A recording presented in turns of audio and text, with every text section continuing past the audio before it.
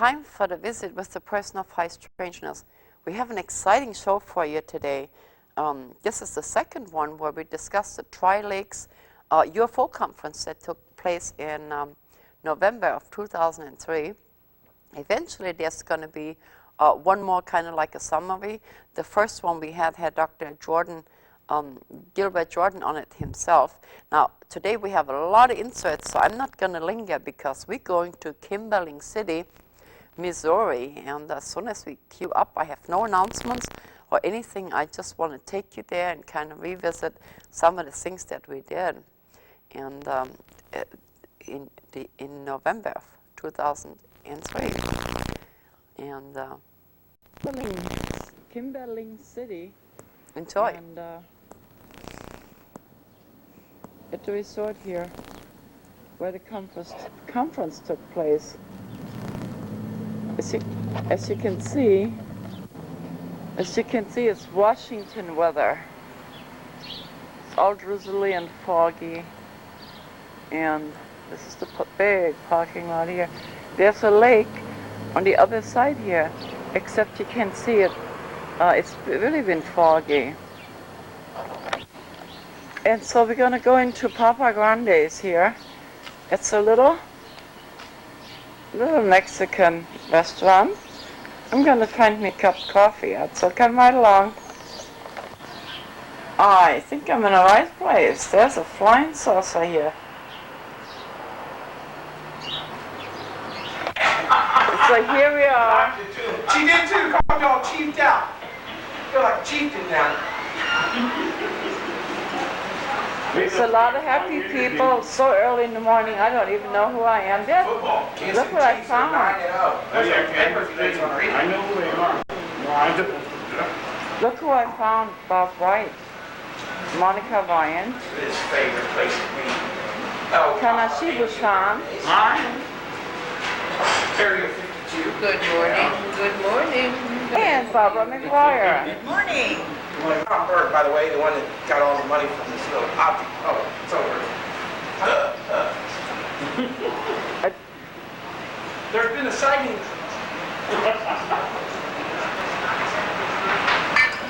This is me, and this is the piece. Okay. Now, I don't know what this is all about. It'll be interesting. Hang on. See, this is me and my son and the alien. This is me and my baby, the piece. Uh-huh. And then here's a piece of my baby. Oh. So. Baby meaning Bob White's object. Yeah, our baby. Well, it ain't Bob's no more. I just let him keep it. And all of this is because of this. Really? Yep. Explain. Oh, real quickly, I was really broke. I touched the piece, and now I've got 3 businesses, 2 homes, 11 acres, and loving life. Oh, how you doing? Really? All because of the luck of the draw. Pretty good. And I won a bunch on lottery because of it. Oh, you won the lottery? Yeah, I won I almost won almost $100 since the day before yesterday. Yeah. Mine. What he said. Mine. Can't see the cheese, by the way. Oh, yeah. Thank you. Thank you.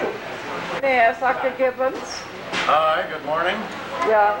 He says he's an early riser. He was in the middle of a wonderful conversation with me about his son Robert, the one we talked about. Well, we got Robert back from Iraq, and now his older brother Jim has been activated in his reserve unit, and very possibly will go over to Iraq too. So we're quite concerned about him. And Thanksgiving holidays coming up, I was planning to drive to Fort Stewart, Georgia, at Savannah, to spend the holidays with Robert.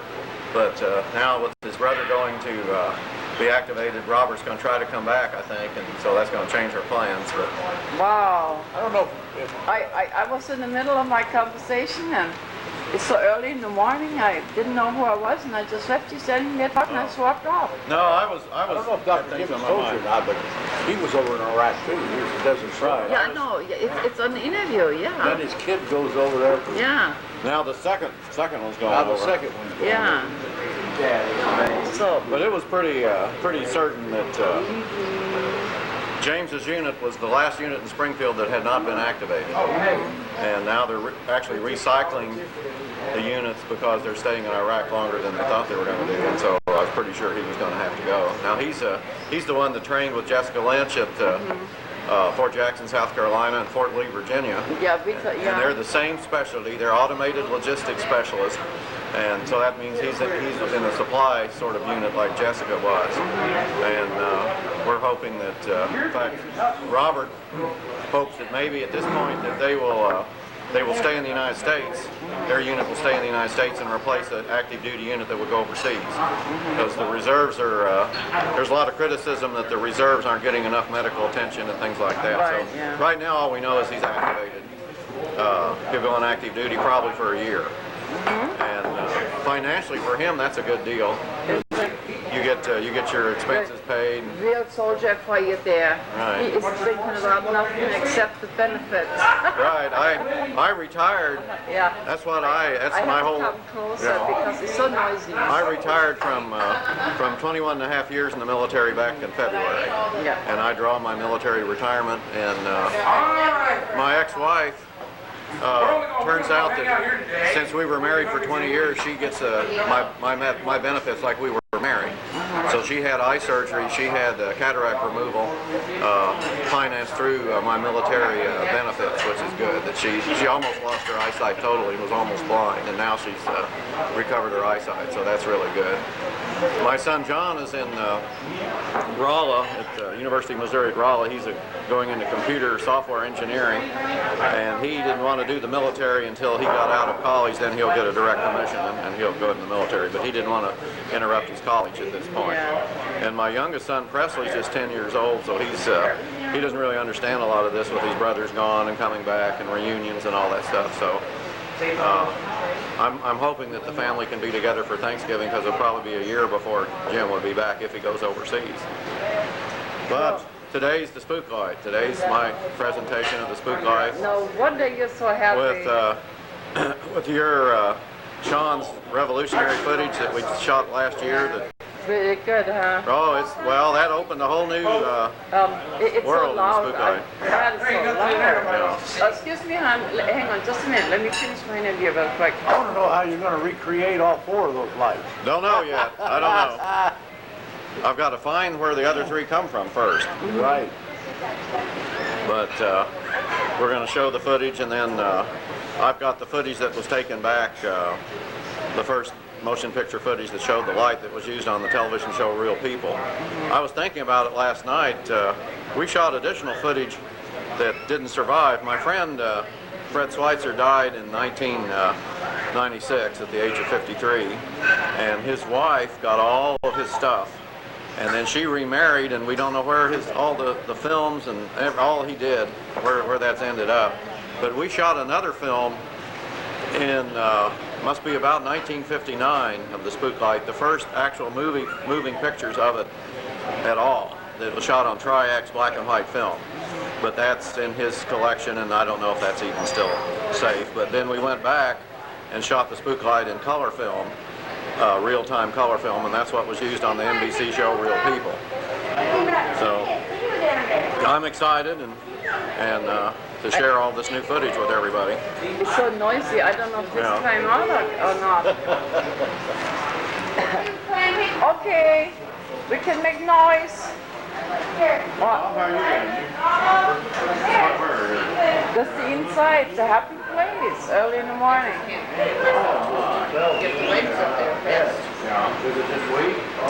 I found my coffee. I'm a happy camper.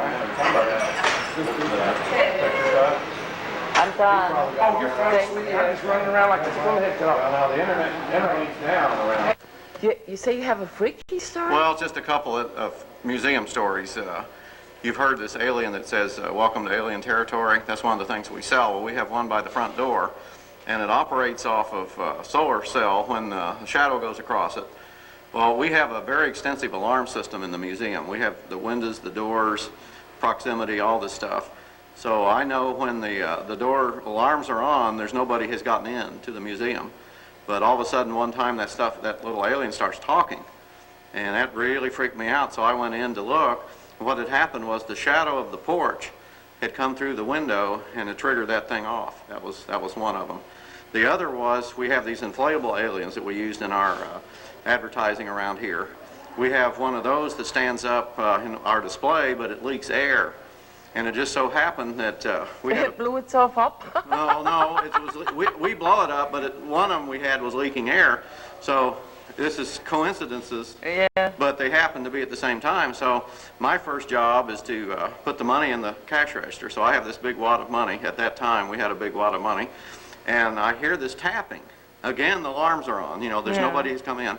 What it turned out to be was a piece of the molding, the trim right above this alien had come loose, and it was just tapping, ready to fall off. And as I walk into to see what the tapping is, you know, pretty well scared, lights are out. The alien falls onto the floor, and I threw the money up in the air and ran out the back door. You did. And I forgot about the money, and here comes Bob in, and we always go through the museum out the front door to go get coffee at the restaurant. Yeah. And he says, "What is all this money on the floor?" I said, "Well, that's where the alien scared me this morning." He says, "Well, if the alien scares you, pick the money up first, then get out of here." So that's our two stories. If you want to turn, just come in here, and I'll trigger the aliens.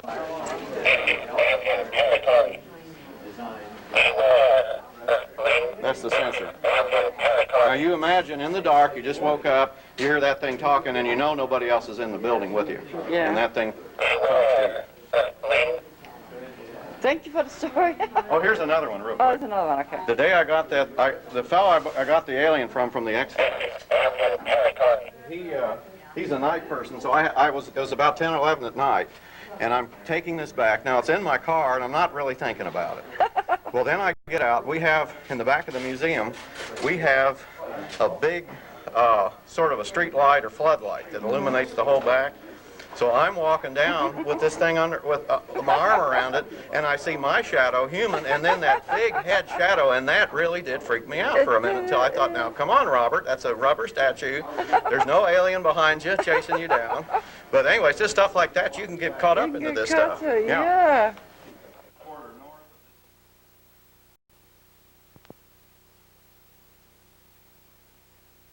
Got here.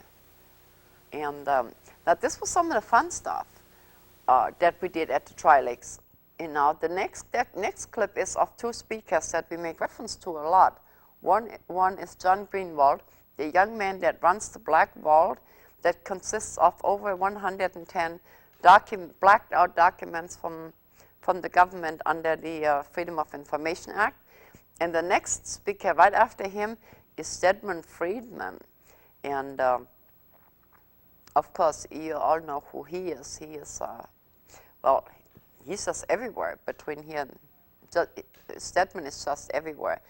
And so we're going to do interviews with two of the speakers, and then eventually I'll show you all the speakers, but we don't have time for that.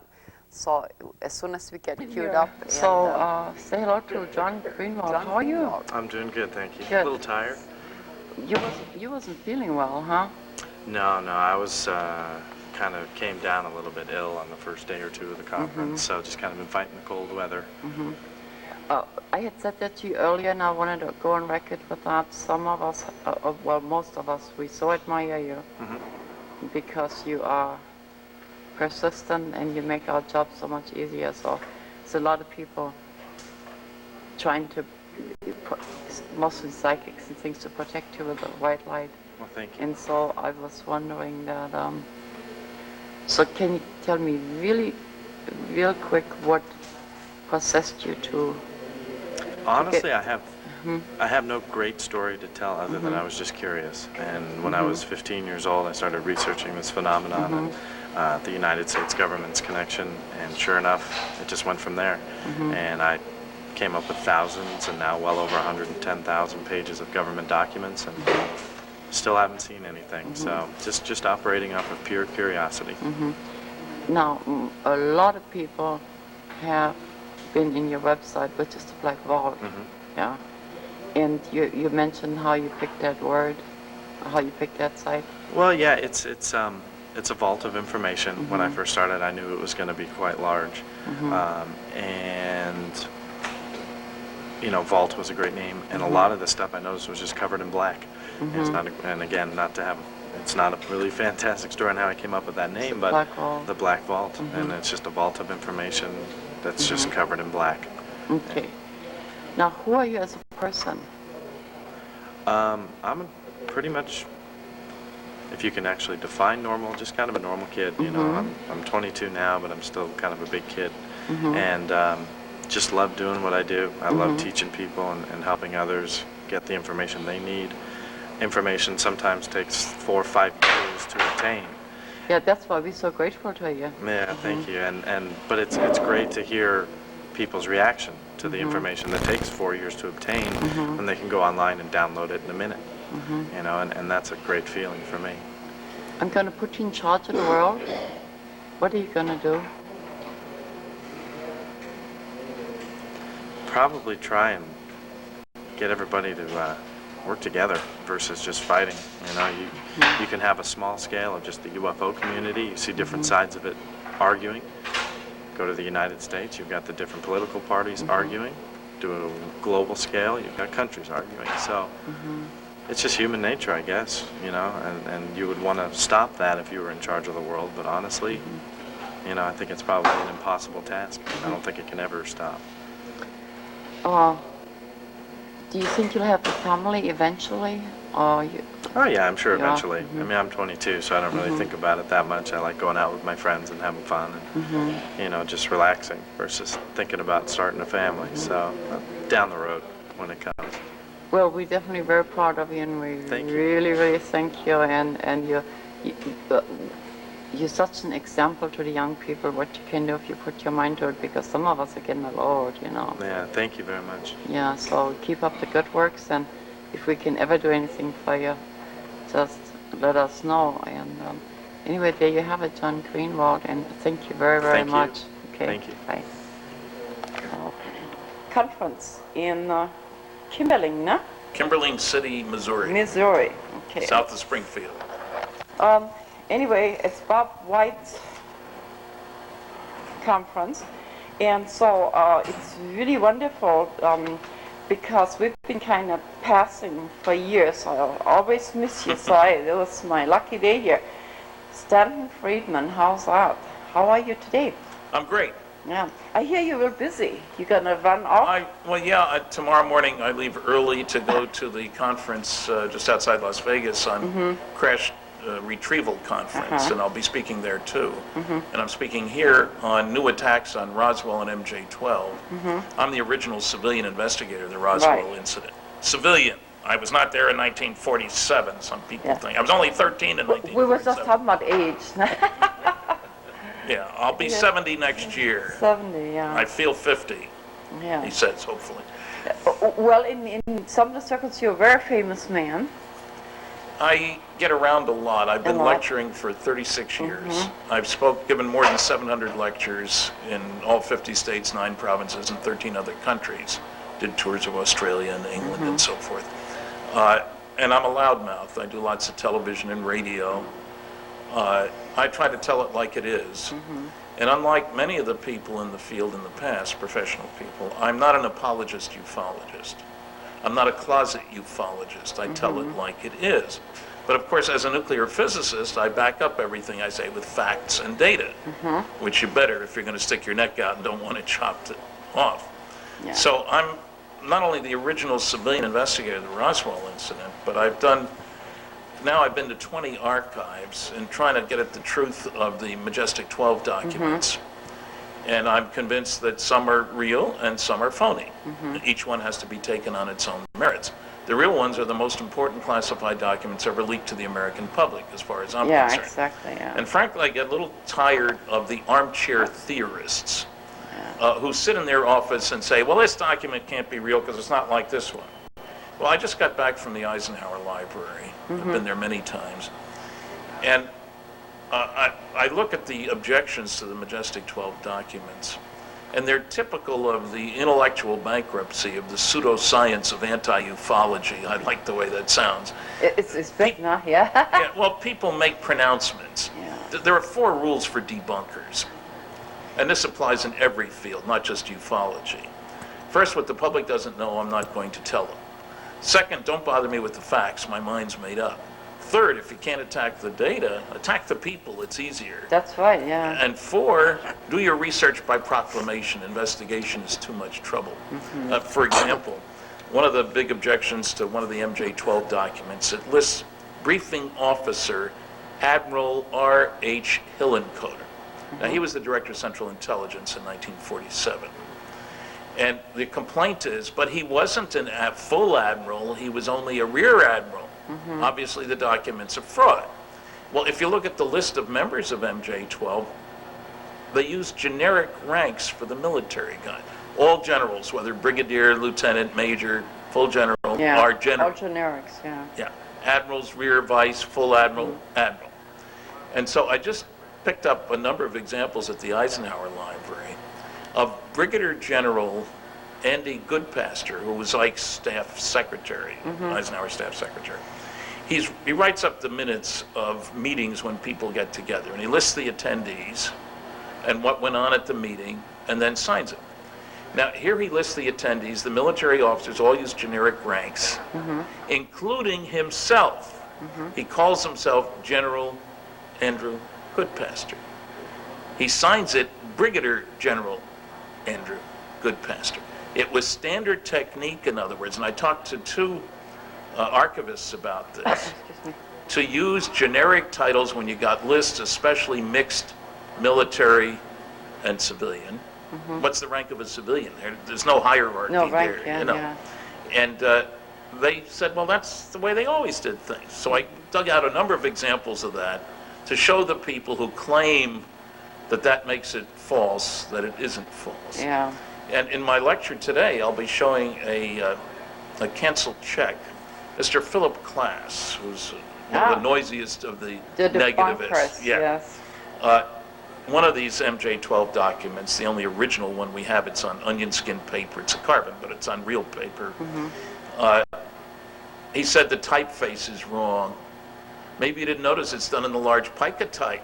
But the tradition at the White House was a small elite type, and I have 9 samples to prove it, and I challenge you to find any genuine letters, memos, etc., done from the right people, the right time, in that same size and style type. And to encourage you to respond more quickly, he says, I'll offer you $100 each for every genuine such item. He put a limit at 10, unfortunately. Yeah. I went to my filing cabinets and took out 20 pica. So you made your money, huh? I sent him a check. I mean, I sent him an invoice. They would you can buy a little pocket calculator that does all of that, and